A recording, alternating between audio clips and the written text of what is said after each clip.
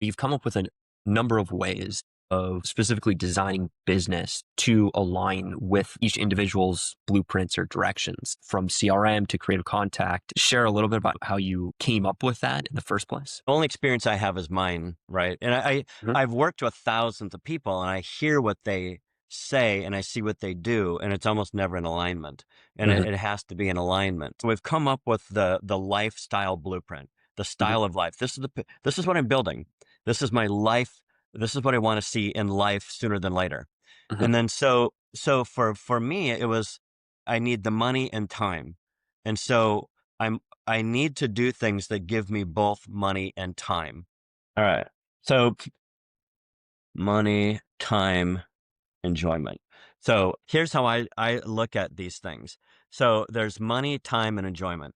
So just because it makes the money and it'll give me time, if I hate it every minute of it, it's never going to work because my heart's not in it enough. And you see a lot of people, plenty of business opportunities out there that don't work out because they don't do this. So the only place where I'm going to spend my time is where it overlaps. There's a million things that I can do that are not that are just in it for the money or just in it for the time or just in it for whatever. It needs to be all three. So now I go, okay, well, what can I do that's going to give me that? There are a lot of opportunities in the world. And so, by the way, my blueprint kind of looks like this. Draw that too. I've got a house and I've got a garage and I've got, you know, happy people and there's a sailboat involved and there's water involved. So just, bear with me. There's my top page of my blueprint. So I go, okay, if this is what I want, and so I need some sort of work that looks like this. And I go, okay, let's go here. And I Mhm. go, okay, I'm there. It's all done. And as I look back, I already know some opportunities, right? I already have some things. I mean, I've been around. I just didn't fall off the moon, right? I just didn't come here. Mhm. I know that there's some opportunities, and if I don't know, then I'm going to start looking for them. But I know, I've looked at a few things, and I go, okay, what out of those things, looking back from this point, I go, well, what got me here? This retrospective vision, right? What got me here? And I know I've looked, there's like three things, and one of those lights up, and the others sort of fall off to the side. There's one that looks more promising, or the Mhm. one that I can see that this is it. So the other two fall aside by the wayside, and so now you know the path. At least you know generally what that is. Mhm. Okay, now come back to today, right? Mhm. Because that right now is the time, right here and now is when I got to get hopping on this thing. What is one small thing that I can do that's going to do this? What's all, in that sweet spot? And so you asked me CRM and you asked me how we keep in contact, the creative contact I talk about. So in that, I wanted people to call me and ask me how they can do business with me. I Mhm. want potential clients calling me, already knowing what I do. I want them recommended to me. I want them Mhm. recommended to me so it's an easy sale because I've sold a lot of stuff and the way that they teach you to sell I did not like. I Mhm. don't I don't like going cold calling in person. I don't like to do it on the phone. It's not does not give me the life that I want. It does not. That bottom smiley thing, Mhm. it's the opposite of that. So if that's not it. So if I want people to recommend, then how would I do it? It's a lot of asking yourself questions, not the same question all the time, because that's always going to give you the same answer. I have to like, how many times a day can I see things differently? How many times a day can I ask a different sort of question and go, hmm. And it's like walking with wonder and thinking about stuff and testing things. So in real life, if I want my phone to ring with people saying, hey, I heard you do this, so and so recommended me to you. Do I know people who could recommend business to me? If so, those are my first contacts. We're at the point where I don't know yet, right? And Mhm. so I'm trying to unlock this. And so I might go to people that I know and I go, hey, here's what I'm trying to do. Do you know? And so that's where your warm market is handy Mhm. because they're going to cut you some slack and they're going to have some ideas too. Most of them aren't going to work Yeah.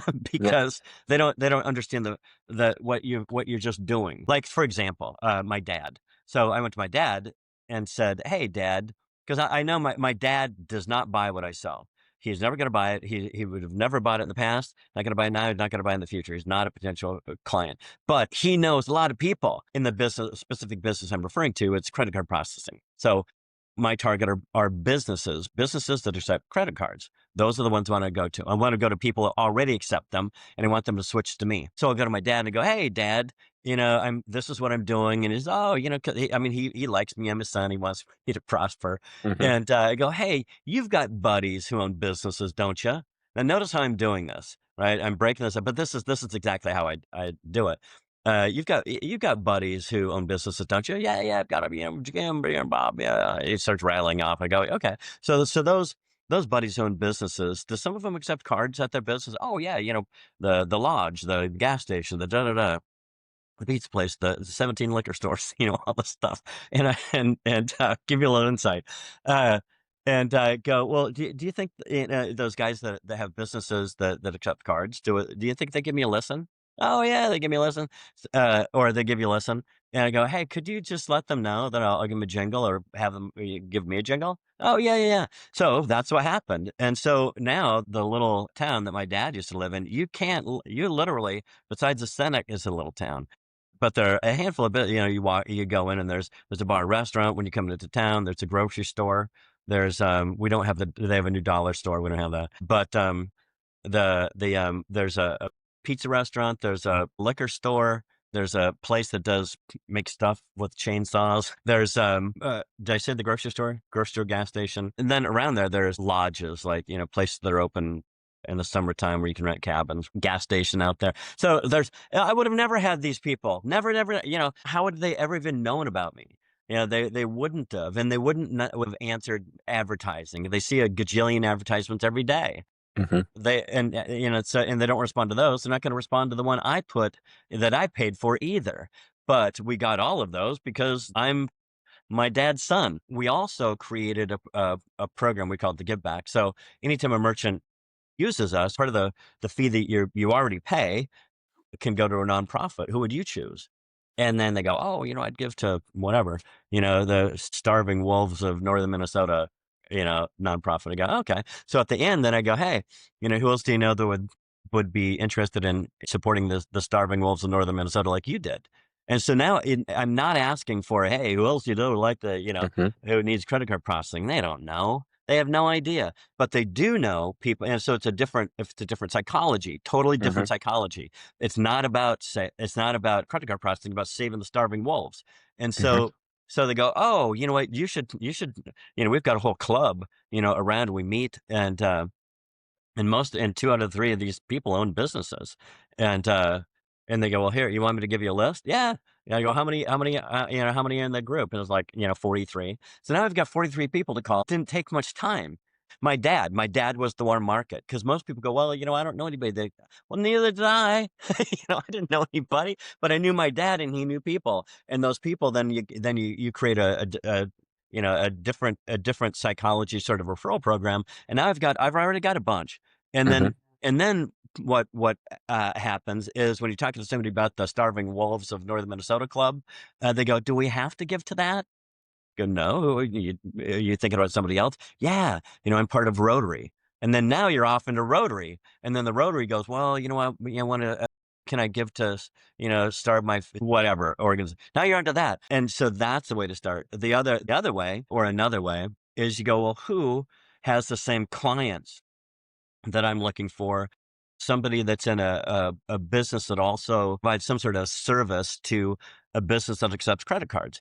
And so for me, it was banks. I started going to banks. I started going to, and then I just figure out what bank, who to talk to at the bank, what to say, and that sort of thing. And there's thousands of those. And I started off with, I was in the Minneapolis, St. Paul area, and back when they had yellow pages, back when they deliver yellow pages to now it's easy. You can just go online and grab a list. But I tore them out. I or cut or tore whatever, all the banks. And I think I started off with 300 banks in that area, and they started sending business. So you have to experiment.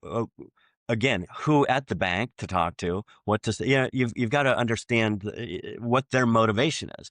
One of the things, I've got a book called Rewire somewhere around here, and it says in there, always understand your target's motivations. So you have to understand their motive for sending business to you. You can't just say, here's what I do, and to be random about it. You have to understand what it is that they're looking for. And so And so then when you contact them going, hey, here, this is what I do. So when does this ever come up? And it comes up. Mhm. You go, well, when that comes up, this is, you can send them over here. Da da da da Mhm. da. Ideally, I like to set things up so that they're doing it. They're recommending people to me out of the goodness of their heart. They don't want money out of it. They just know that this person needs the thing that I have. And they go, Mhm. oh, you should call John. And then there's like, what do you say to people when they Mhm. call you? What's the right flow of things? And there's a whole, back to understanding your target's motivations. I have to understand what it is that they want. So Mhm. we get into a whole sales piece where I absolutely do not do the world teaches you to do in sales. I do a different, more intentional. It's not about me. It's like we don't have a brochure about us. We have a Mhm. brochure about you. Mhm. And it's just okay. What are you looking? It helps us to understand what it is that you are looking for, and how I might be able to do that. And when I do that too, rather than this gets into your question about creative contact, but it's more of creative conversation. It's not about me. Eventually it's what I can do for you. But first I have to understand what it is you're looking for. How can I help? What are you looking for? Where do you want to go? And so within that, then I know how to lead you to something that I have, that would be good for you. I don't want Mhm. to tell you just something that I have. I want it to be good for you. And then I'm going to go, hey, we've got this program where part of the fees you already pay. And then they go, oh yeah, I'm in Lions Club. Okay, now Mhm. I'm off in that direction. It's just as opposed to cold calling, paying for advertising, either one of those.